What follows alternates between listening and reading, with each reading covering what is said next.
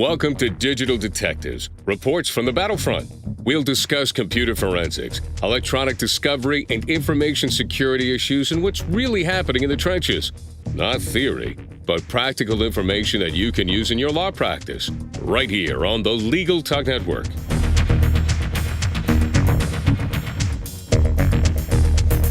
Welcome to the 92nd edition of Digital Detectives. We're glad to have you with us. I'm Sharon Nelson, president of Sensei Enterprises, a digital forensics, cybersecurity, and information technology firm in Fairfax, Virginia. And I'm John Simek, vice president of Sensei Enterprises. Today on Digital Detectives, our topic is working with virtual assistants putting your law firm in danger? Before we get started, I'd like to thank our sponsors. We'd like to thank our sponsor, SiteLock, the global leader in website security solutions. Learn more at sitelock.com/legal/digital detectives. We'd also like to thank our sponsor, PINow.com. If you need a private investigator you can trust, visit PINow.com to learn more. Our guest today is Tom Lambotte, the CEO of GlobalMac IT, a national managed service provider providing complete end-to-end legal technology services to Mac-based law firms. They provide leadership and direction to transform law firm operations and boost profits by leveraging technology. Tom's methods are based on over a decade of research, testing, and real-world refinement of best practices, working directly with Mac-based law firms and firms switching from PC to Mac. As usual, Tom, it's great to have you with us today. Thank you. It's great to be here. I'm honored. Well, Tom, when we use the phrase virtual assistants in our title, I'm pretty sure that many of our listeners don't know what we mean. So this will probably be the longest question for you to answer, but please tell us what those are, virtual assistants are, which ones are likely to be most familiar to lawyers, and why are they booming? So virtual assistants are essentially anyone that you don't have on your payroll that is working virtually. That's a pretty wide description. The most common that people would be familiar with would be outsourced call center, for example, like Call Ruby or Call One. There's a lot of different services like this. But it also goes into virtual paralegal services. So instead of hiring a paralegal that's actually working and employed by your staff, you can outsource this to someone like that. Another example that's more popular is a service like Fiverr, for example, or Upsourced, where you need to have a website designed or a PDF form created or some advertising. It could be a lot of different things. You just create a job. You say, hey, do this for $10, and someone can virtually create that, whether it's someone here in the US or someone in a number of countries throughout the world. And the benefit to it is that you can have odd jobs done here and there without having to hire someone full-time that's working inside your office or even part-time. Well, Tom, I know you and I kicked around some notes about this subject, but can you let our listeners give them a little insight about potential security implications of these virtual assistants and why lawyers should be concerned? Yeah, so the main thing is how you're choosing to work with a virtual assistant. This came up for us about a month and a half ago, where one of our clients in Texas was entertaining the thought of hiring some virtual assistants to do a significant amount of work, for their firm. So far more than just Call Ruby, where they're, appointment setting and taking in incoming calls, but they were actually looking at giving them access to their, Clio account, giving them access to their file management solution. I think they use Dropbox for Business. So when those kind of questions came up, that set off a number of red flags for my team, just thinking about security, saying, whoa, who are you giving access to? Where do they live? What computer is it on? There's a lot of questions that came up. And that's when I reached out to you and Sharon right off the bat. I said, hey, I know you have an IT company as well. You focus in law. Have you come across this and how have you treated it? So that's what brought it on initially. So if you could, Tom, paint for us a picture of some of the troublesome security scenarios involving virtual assistants, because I don't think many people who are probably listening to the podcast actually have thought through the scenarios. Yeah, it's a real nice picture when you think about virtual services. I use multiple services probably every week. I'm using some kind of, virtual service. I used Fiverr to create an elaborate type form just a couple weeks ago. I wrote it out on paper. I said, hey, build it. $10, and 24 hours later, I had it built, which saved me a significant amount of time. So the problem that you can run into is when you're giving access to your firm's data to certain people that you're requesting to get the work done for you. Something that's become more and more common for us is having security audits requested by our law firm's clients, right? Saying, hey, we need to know that your law firm is doing all these security things. And one of the common questions is, do you have access to control all the devices that or the data is stored on, right? So that's one of the things that comes up. If you've got a virtual assistant that's doing work for you remotely and they're accessing your Clio and all your accounts, or accessing your company's file systems and so forth, they're doing work on your actual clients, how can you actually secure those devices? What do you know about them? And it creates a whole bunch of questions that we started going through and thinking about. And when I did some research online and I did my Googling, and Googling around found me very little research. I was really surprised that this topic hadn't been discussed any further. I found websites by virtual assistants and virtual paralegal services, that are really focused on the legal niche, and none of them really discussed the security aspect, which honestly I was shocked. Well, Tom, I don't know what your experience has been, but I'm not so sure that a lot of firms are interested in the security aspects of their own employees first. Yeah, there's a lot more that needs to be done. And, for my team, and a lot of these questions were really brought up by my project manager that was working with our clients, and they said, hey, we can't, they asked us to set up some systems for these virtual assistants, and we said, whoa, what are we looking to do? How can we control it? I'm like, we can't ethically stand behind and tell you, yes, go ahead and do it. Sure, we'll set up a Clio and a Dropbox account and we'll hop on their computer and set them up, because it's just handing off the keys to who knows who, right? Who knows where and who knows who. So I think it's a big issue that really needs to be thought about, extensively. Again, this is beyond, creating a digital, web page using Fiverr or using Call Ruby to do some appointment scheduling. But if you're looking to hire virtual assistants, virtual paralegals, services are going to be handling client data, there's a lot of things you need to think about to make sure your data is secure. You mentioned the where. Where are these virtual assistants working, and why does it matter? Because of laws. You've got some that are U.S. based. You've got, they're all over. It makes perfect sense. You can get great coders, great graphic artists and all that in India and in Europe and Eastern Bloc countries and Brazil and the Philippines. I've worked with virtual assistants in all those countries, and there's a great case for it. However, when it comes to providing legal services and your client's data, there's many rules that really vary once you go into crossing international borders. Especially with GDPR, if you have clients that have anything going on in Europe. So I don't have all the answers, but I know the questions kind of make me stop and think. So it's kind of a liability issue? Is that where it's heading? Yeah, it's definitely a liability issue.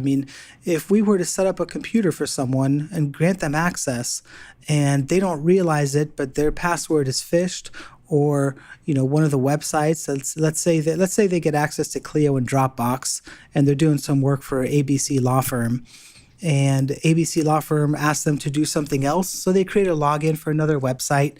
Like many people do, they use the same password, and so they might not think about it, but let's say a few weeks later that website is breached and those emails and passwords are now being sold on the dark web. That's an entry point back into Clio or Dropbox, and it puts the entire firm's data at risk. So if you don't have control, and that's only one scenario of dozens of different ones. What kind of computer is a virtual assistant working on? Are they on a PC? Are they on a Mac? How old is it? Is it being monitored? Is it being maintained? Does it have virus protection? Right? So there's all these different questions. Also, if they're working for 5 other law firms, or if they're working for 10 different verticals, doing work for anyone that requests it, now you've got a commingling of information. Let's say they attached the wrong file and they sent your client's file to one of the other law firms accidentally, right? So it's just a web of potential data breaches just waiting to untangle. Well, it is a complicated web, and that is a fact. I think you might have answered the next question I was going to ask you, which is about the devices and networks that these virtual assistants are using and why that matters. Is there anything else you care to add to that? It all comes down to control. When we're doing the security audits, which are becoming significantly more common, Again, so a law firm's clients is required to prove that the law firm's security is up to date and secure. One of the questions is, do you have control over the computer? There's so many different ways. The cyber threats are continuing to evolve at such a rapid pace. You can't just have virus protection and be secure. I mean, that's what Sensei does. That's what GlobalMac IT does, is we help our clients be secure, and we lock down their systems so we can see what's going on. We can minimize all these risks. And so if we're doing all this work for our clients on their network and their devices that they own, but then they say, hey, go ahead and give a set of keys to this person over here. I don't really know who he is. I don't know where he lives or what kind of stuff he's done or what he's involved with, but he's going to do some work for me. So go ahead and give him a set of keys, is essentially what they're saying. So again, red alerts, right? And again, I'm not here to kind of poo-poo on all virtual assistants and kind of services, but it's really, you have to face those questions. And we did a lot of internal research, talking with our, systems administrator, our kind of highest security person on our team, and our project manager, and working with our client to try to find a solution that would work. But ultimately, we really couldn't come up with one. It was just like, hey, this is a risk, and you're putting your law firm at risk, and to what end? How much money are you really going to save by not hiring someone, even part-time? And you can still have remote employees. You can have someone working remotely from home, but then you can control that device, right? You can send them a computer that's got all your tools on it, and you have a lot better access, as opposed to a virtual assistant who you don't know. No, that's true. But really, one of the points you're making is that we can help our clients if they listen. And I take it in this case, you had a client who actually listened, right? They did. I mean, we kept coming back to them. We said, hey, honestly, the only way we can see this, working is by buying a computer and shipping this virtual assistant one of our devices that we have our tools on that we can control. Because otherwise, we kind of had to say, we're not getting involved. We actually have a denial of service letter that we use for clients on occasion where they don't listen to our recommendations. Then we'd say, okay, well, if you don't want to listen to us, that's fine. Go ahead and sign here, right? Absolve us of any liability, because when something happens, we hope it doesn't. But if it does, it's not going to be on us. So it's really important to think of all the different angles. How can you best protect the client attorney privilege? How can you regain and stay in control of all your data? And if you can't ensure your clients who are asking you to do one of these security audits, I mean, from looking over, I read over a few security audits and getting ready for this discussion today, and all of them have questions that would make the security, not pass, essentially, if you're working with virtual assistants in this manner. Well, before we move on to our next segment, let's take a quick commercial break. At least 80 of the 100 biggest law firms in the country have been hacked since 2011. Protect your firm and your clients from cyber attacks with SiteLock. Their industry-leading cloud-based suite of website security solutions includes website scanning, web application firewall, including DDoS mitigation, and 24/7, 365 US-based customer support. Give your firm and your clients peace of mind knowing their information is secure. Learn more at sitelock.com/legal/digital detectives.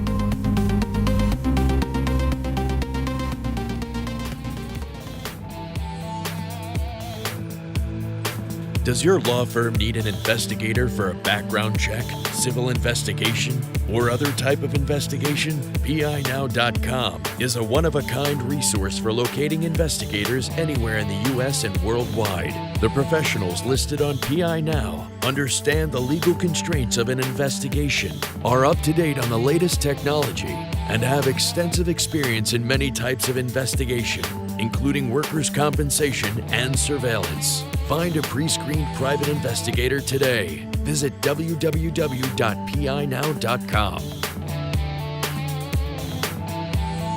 Welcome back to Digital Detectives on the Legal Talk Network. Today our topic is working with virtual assistants putting your law firm in danger? Our guest today is Tom Lambotte, the CEO of GlobalMac IT, a national managed service provider providing complete end-to-end legal technology services to Mac-based law firms. Well, Tom, I think we danced around this a little bit in the first segment, and I think I know where your answer is going to go here, but do you think we can control or at least put something in place to manage some of these virtual assistants by using contracts and policies? Or are we kind of stuck with technology and something hard and fast? This isn't legal advice, right? I have to give my own disclaimer here. For all of our clients, we recommend that they need to have acceptable use policies in place with everyone on their team. They need to have mobile device management policies in place. And these dictate what is and is not okay to, do on a computer, essentially. That's a short version. So, we thought about some ideas like how can we add security? How can we reduce the risk for the client? And, I don't know if a virtual assistant would be willing or able to sign an acceptable use policy that essentially says, hey, here's how I'll use the data, here's how I'll use my computer. But there's just so many different factors at play that we cannot control. And again, I keep going back to the same thing, but you have to think, where can you control? Perhaps some policies and how you would set this up would be really granting minimal access so they can only access what you're asking them to work on, right? As opposed to, hey, here's the Clio account. But even then, if they're seeing client information, how can you ensure it's not going into the wrong hands? So policies might be a start, but you'd really have to talk to an employment professional to find out how far that policy could be withheld, right? Let's say someone does sign an acceptable use policy and they say, yeah, sure, I'll sign this. But then there's some kind of data breach. How can that be upheld, right? Where does the liability actually stop? Can they enforce that with someone who's a virtual employee? I don't know the answer to that, but again, it's hard because a lot of my answers are questions, right? Questions for more information. But it's just my purpose is to cause the users to think instead of just diving in and just opening an account, hiring this person, sending them all this work, and just thinking about, rainbows and unicorns. You have to think about what are the negative things that can happen. What can happen as if I'm not careful here, if I don't think about these different things. Indeed, there are some unicorns that are evil out there, and they do seem to crop up from time to time when you get yourself in one of these situations. So suppose you have a virtual assistant working for a number of entities, and we talked about that a little bit, but what kind of questions should people ask to make sure that the data is secure, especially from a technological standpoint? How can we ensure there's no commingling? Would be one of my questions. If they're using Microsoft Outlook on their computer and they've got 5 email accounts, it would be too easy to accidentally send an email from one account to another. Same thing with files. If they're getting files and they're going into their downloads folder, how do they keep track and ensure that they will never accidentally send the wrong file to someone? So one idea I had would be creating a separate user account just for when you're working for us being the client, right? What could be one idea.